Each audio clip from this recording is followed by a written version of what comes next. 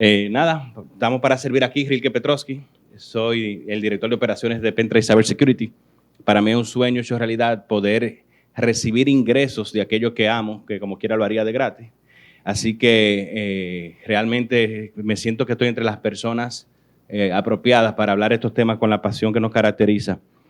Y tengo desde pequeñito más de casi 3 décadas en esto. Por accidente caí en programación a muy temprana edad. Y mi madre, pensando que un curso básico o introductorio, decía, en el Dominico Americano había un curso de inglés llamado Inglés, Programa Básico, Intermedio y Avanzado. Bueno, varios niveles. Y Computación, Programación Básica. Bueno, como yo sabía que existían los Nintendo y no los entendía, y no entendía la magia de por qué obedecía mis comandos, el personaje, si no había motorcito ni Super Mario, yo lo controlaba con mi mente a través de un control remoto. Y cuando un primo que casualmente compartía la universidad con el hermano mayor de Huáscar también y con los profesores y los genios de esa época que estaban bien avanzados, la verdad, me explicó que era un programa computarizado y ahí empieza un tobogán que nunca se acaba de buscar y descubrir vamos a decir, ¿cómo se llama? Donde va el conejo realmente, la madriguera. Una madriguera de conejo muy profunda que no he terminado de salir. Me metí temprano en de todo tipo de cosas. Durante los puntos suspensivos en la flecha histórica que mostró Huáscar, hubo una persecución que nos obligó a mantener un muy bajo perfil en términos de asuntos que involucraba alterar las reglas de los sistemas de cómputo por diversión o por beneficio, porque ya tenía una connotación delictiva, criminal o una mística mala, negativa al respecto, pero siempre era con curiosidad de cómo se doblegan los sistemas. Así que nos metimos en telefonía y luego evolucionó a voz sobre IP, programación. Estuve muy involucrado en administración de sistemas, en programación de software y en seguridad. Finalmente, cuando la evolución viene y el mundo despierta y entiende un poco mejor estas cosas y madura el mercado, entonces ya formalmente también uno puede dedicarse. De todo un poco me he metido en inteligencia artificial, desarrollo de software, patrones de reconocimiento en video, en imágenes, básicamente solucionar problemas que nutren la mente y mantienen a uno siempre al tanto. Entonces, cuando yo pienso en hacking, yo pienso en temprana edad en los videojuegos y recuerdo como cuando mi madre me puso en el curso que pensaba que era una programación básica de computación, era programando básica, Basic A, era básica, que era Basic for Apple Computers. Había una computadora Apple II y no había un BIOS ni un sistema operativo, sino que tú le encendías y booteaba Basic. Empieza a tirar su código, 10 tal cosa, 20 aquello. Y era Basic, que no era nada básico, sino que realmente era el Beginner's All-Purpose Symbolic Interpreted Code, o código simbólico interpretado para principiantes. Yo era un niño de 8 años, 9 años, entre un grupo de gente de 14, 15, pero por alguna razón misteriosa yo lo entendí. Y en ese momento dejé de entender todo lo demás, porque todo lo demás era una distracción para quitarme mi tiempo de programar. Así que me fundí con el Nintendo, con la consola, cuando descubrí que habían tecnologías como el Game Genie. Estos son mensajes al margen de la pantalla sobre la temática general que va a circular esto, que es cómo se hackean las cosas. Huáscar siempre dice que el hacking va más allá del sistema de cómputo, porque la vida y el universo es un sistema. Cuando tú lo ves de esa manera y te das cuenta de que hay reglas establecidas, pero que no necesariamente son enforzadas por fuerzas perfectas, sino que tu mente puede doblegarla con lógica o con conocimiento profundo, te dedicas a estudiar, a ver cómo funciona, destapar el bonete y abrir, y a quitar y a desarmar. Entonces uno empieza a reversar. En ingeniería inversa es apasionante porque es un mecanismo de descubrimiento en donde la frustración y el esfuerzo se traduce en luz que nadie quizás ha visto antes. Este es el caso del Nintendo Entertainment System cuando uno empieza a glitchar los juegos. Cada vez en cuando los juegos se portan mal debido a los mismos errores que Huáscar contó se utilizaban tempranamente para abusar. Y dijimos, bueno, tú estás hablando muchas cosas extrañas, yo no entiendo. ¿Cómo exactamente se puede ver lo que hace el juego por detrás o deliberadamente descubrir estos glitches de manera, deliberada, valga la redundancia, y no por accidente? Habían unas personas que compartían básicamente literatura, física, revistas físicas, Nintendo Power, Game Power, Game Genie tenía su propia revista en donde promocionaban códigos que eran secretos en la época, como el código de las 30 vidas en el juego de Contra y todos los juegos de Konami de la época. Eso mismo sucedía con otro tipo de vamos a decir, easter eggs o backdoors deliberados que fueron insertados en los juegos por los programadores a modo de broma o a dejar una huella, de decir, hey, mira un truquito que solo yo sé y la voz se corre, entonces deja de ser un secreto, pero había gente que quería más. Y ya que el Famicom, lo que ven arriba es el Famicom, que es el Family Computer, donde el japonés crea juegos para que el americano los compre. O sea, se le enseña al niño a programar para que el niño americano aprenda a jugar. Nos divertimos mucho, pero creo que ellos tuvieron una ventaja mejor porque tenían acceso a los periféricos de la parte de abajo que se conectaban con sistemas de discos, teclados. Ellos lo tenían muy claro, pero ellos siempre están en el futuro. Literalmente hoy es mañana en Japón, ahora mismo. Nosotros teníamos que depender del Game Genie, que es una interfaz de debugger. Esto es básicamente un debugger que conectas el cartridge en Nintendo y luego el Nintendo dentro del aparato y tienes acceso a través de códigos a insertar lecturas condicionales o escrituras condicionales en el código para forzar a tener vida infinita, ser invencible, alterar las reglas del juego. Como es muy complicado conseguir un Game Genie y aunque hay emuladores, es muy complicado buscar esos códigos y caerle atrás, es muy lento el proceso. Vamos a utilizar herramientas modernas para problemas antiguos y vamos a utilizar este código fuente, que es una joya. Hay personas con mucho más tiempo libre que nosotros han documentado el código desensamblado de Super Mario Bros. Línea por línea, una maravilla de la ciencia. Esto aquí es el set de instrucciones del procesador que no le di el honor que merece, al Mostec 6502. La versión para el Nintendo fue hecha por la compañía Rico, que era la misma arquitectura, el mismo microprocesador, pero no tenía por qué tener tampoco un coprocesador matemático de puntos decimales. En su lugar tenía ese espacio y esa capacidad de entrada y salida interna. Se dedicó a interfazar con el PPU, que es el Picture Processing Unit, porque era para videojuegos. Es muy óptimo haciendo imágenes y proyectándola en el estándar PAL para Europa y NTSC para América. Cuando las viejas decían que sí, que el Nintendo daña el televisor, es media verdad. El Atari lo dañaba. El Nintendo no, pero para los fines era lo mismo, porque realmente a fin de que coexistan dos colores en un mismo set de, digamos, en una misma fila, dos píxeles de diferentes colores no podían coexistir, así que te ponían un azul y luego un rojo. Usted lo puede ver todavía hoy si emula Pac-Man de Atari, cuando se cruzan los fantasmas uno con otro, empiezan a pestañear más de la cuenta. Y para que no se vea tan feo, ellos le pusieron que se llamaba Blinky, el fantasma. Pero eso es debido a la pobreza matemática de o sea, la lentitud de su procesamiento los obligaba y dañaba literalmente el televisor. El fin es que con un emulador como FCUX podemos no solamente emular los videojuegos de Nintendo, sino también utilizar un debugger para poder entender cuáles son las instrucciones que estás corriendo en todo momento, qué valor tiene cada uno de sus 16 bits de memoria. Tiene 64 kilobytes de memoria nativo en el CPU a nivel de cache, sin contar otros espacios de memoria que son el ROM. Literalmente cuando uno entra el cartridge, ese ROM se lee. Cuando se energiza, se pone en la memoria RAM del CPU y de ahí en adelante él coge el control. En ese sentido, hay muchas leyendas, glitches de la época. Quizás ustedes no necesariamente puedan saber esto, obviamente no lo pueden recordar, la mayoría son muy jóvenes aquí, pero de los creadores del truquito de las 100 vidas, que básicamente era un glitch para hacerse millonario en vidas en Mario, rebotando las tortugas en una posición específica en donde la gravedad del sistema del videojuego hacía que el rebote y tu caída nuevamente en la tortuga estén sincronizados, de manera que tú podías soltar el control y seguía cogiendo puntos y la vida era infinita. Asimismo, se podía volar la bandera cuando hacía un mal cálculo de la métrica de los subpíxeles, porque no habían puntos decimales, hacía un cálculo errado y le redondeaba un número mayor, así que quedaba después de la bandera y no podía hacer más nada que esperar el reloj se acabe. En este caso, este es el truco del mundo menos uno. Esto fue reproducido a la antigua. Yo literalmente me vi forzado a hacerlo. Uno dura un minuto o más, 2 minutos haciendo esto. Pero básicamente no es un misterio, aunque lo vimos, los que lo pudimos hacer en vivo con la consola real, lo vimos, pero no entendimos qué sucedió ahí.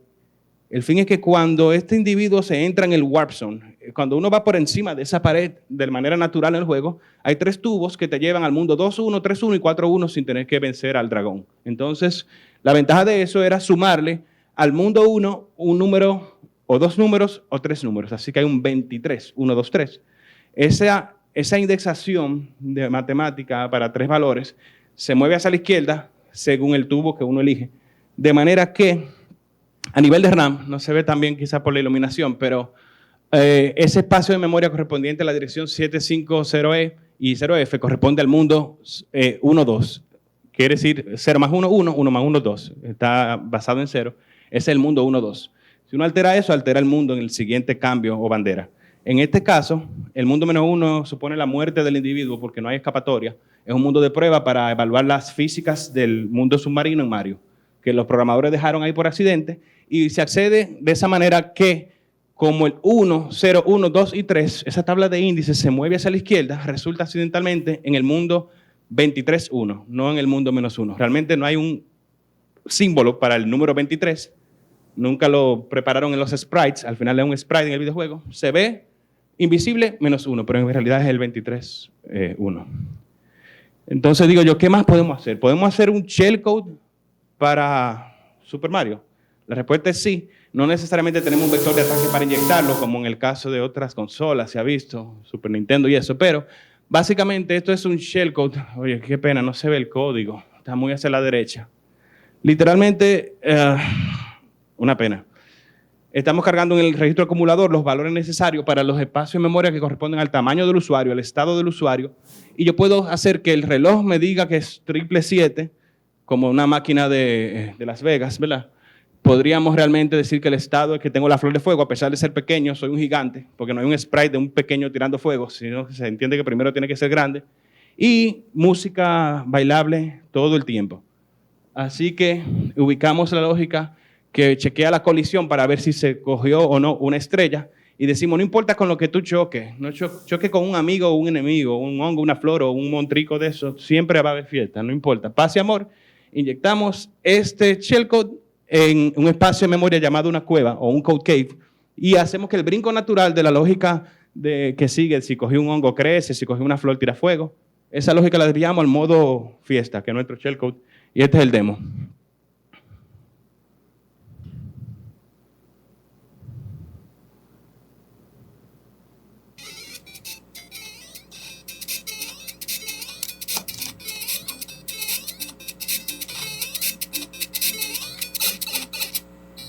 Cuando cambia de estado, cambia, pero realmente puedo tirar fuego siendo pequeño. Y nada, realmente podemos introducir anomalías de este tipo. Cuando vuelva a tocar un enemigo, vuelve otra vez el reloj a ser 777. Y básicamente eso se trata. Pero en el mundo real hay cosas más complicadas que el Nintendo. En este caso, ¿puede esta misma simplificación del hacking llevarse al mundo del ciberespacio? Sí, la respuesta es sí. Y vamos a ilustrarlo con una vulnerabilidad que responsablemente publicamos a Citrix en su software de acceso seguro, que son software de aplicación de políticas de redes para VPN segura y VPN SSL para teletrabajo, muy popular en los sectores financieros y demás, gobierno también. El fin es que el flujo simplificado de la aplicación es el siguiente. Citrix tiene la capacidad de permitir que un usuario sin ser administrador pueda subir o bajar un túnel. Se supone que si tú puedes subir o bajar una interfaz, tú tienes permiso administrativo sobre el sistema.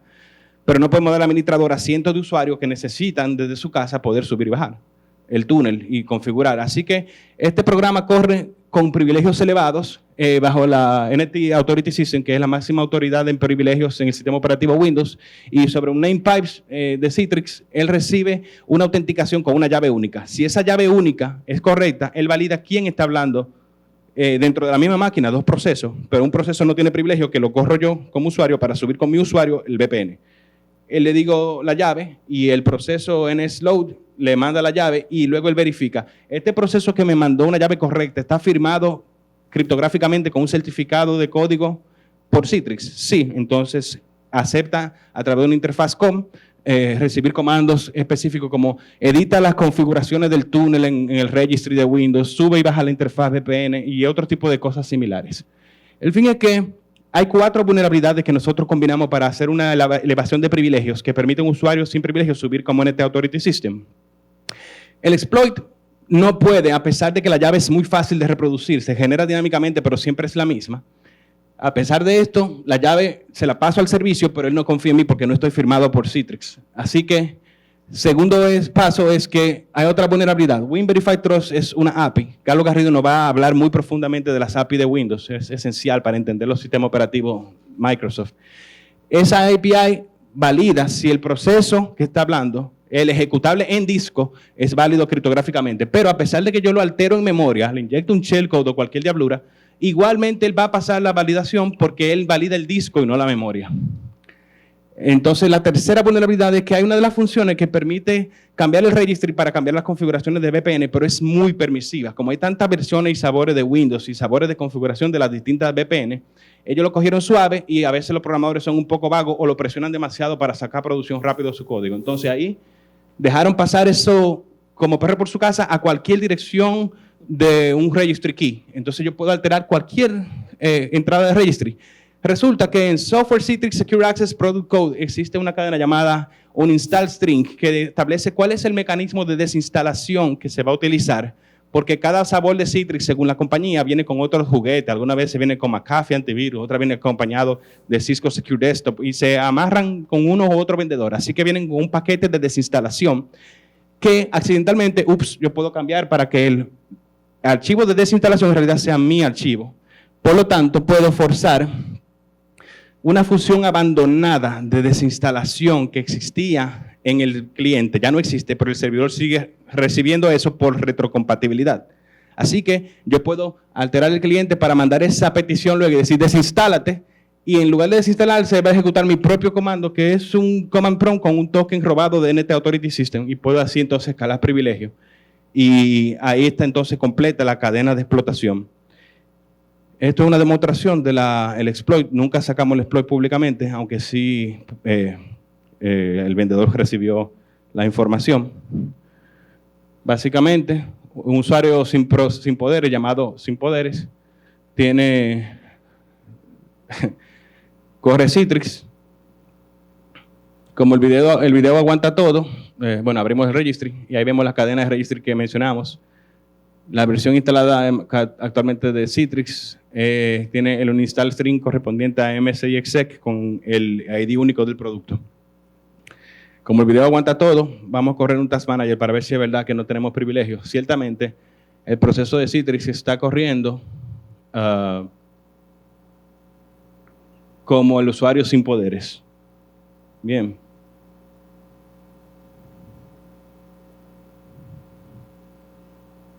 Sin poderes. Literalmente el único usuario que está corriendo. No hay otro usuario que le está dando poder en la máquina. NSLoad está corriendo como usuario sin poderes. Es el cliente de Citrix Secure Access. Finalmente, está todo bien, en orden. Procedemos a correr el exploit.